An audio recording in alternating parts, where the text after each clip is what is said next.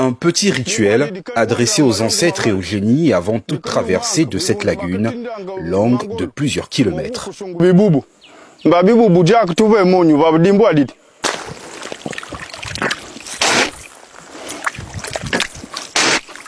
La mission de l'Agatour, conduite par son directeur général, Léon Ivanga, a par la suite battu pavillon. Derrière cette masse de feuilles, une kyrielle d'espèces animales y cohabitent, notamment les gorilles.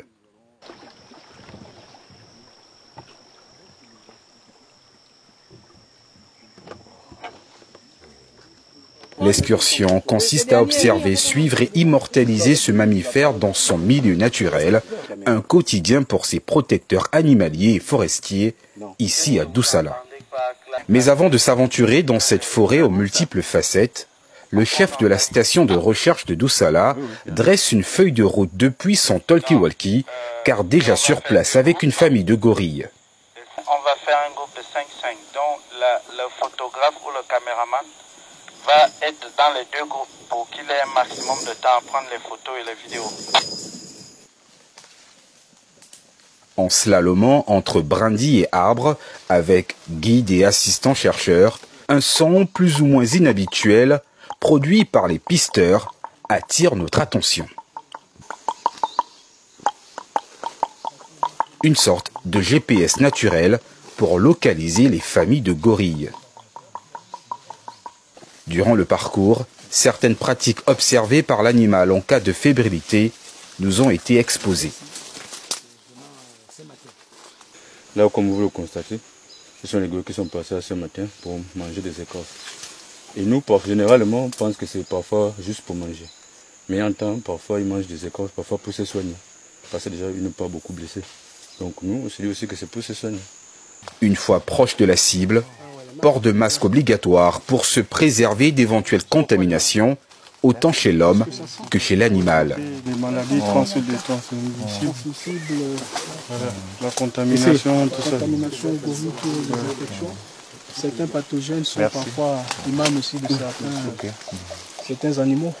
Voilà, on a vu le cas du coronavirus qui sortait du tapis et tout le reste, donc on se met quand même des masques.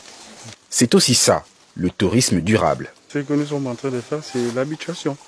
Donc on est obligé de se protéger. Ça m'arrive avec le premier groupe. Hein. Donc comme tu as dit, les 2 caméramans et 3 autres personnes si nécessaire. Le premier groupe arrive. Au bout d'une poignée de minutes de marche, cristallisation totale.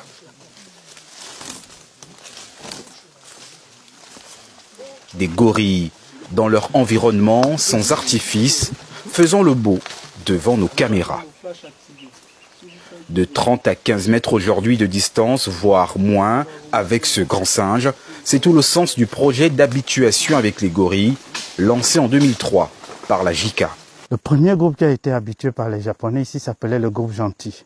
Le groupe Gentil avait environ 22 membres et quand le dos argenté meurt, il va nous laisser une dizaine de membres qui ont joint le groupe actuel que nous avons nommé le groupe Nidai. Nidai, on parle de Nidai comme seconde génération d'habituation ici à Mukalaba. Depuis lors, de nombreux touristes et chercheurs y ont fait leur Eldorado. Avec soi, 6 individus de gorilles par kilomètre carré, selon le scénariste. Sur les 350 000 individus de gorilles qu'on rencontre en Afrique, le Gabon a 40% de cette population. À la population de gorilles de plus élevée qui se chiffre à plus de 100 000 individus. Donc vous êtes là dans l'Éden de la primatologie, l'Éden des gorilles. L'Éden des gorilles, d'où l'enjeu d'offrir aux participants à l'exposition universelle 2025 d'Osaka au Japon des sensations bien vertes, riches en connaissances et en découvertes. Le positionnement du Gabon comme destination phare de l'écotourisme dans le bassin du Congo vaut son pesant d'or. Et comme supplément dans cette immersion, un éléphant se promenant dans la plaine sans escorte. Un autre moment bien spectaculaire pour les touristes et autres observateurs.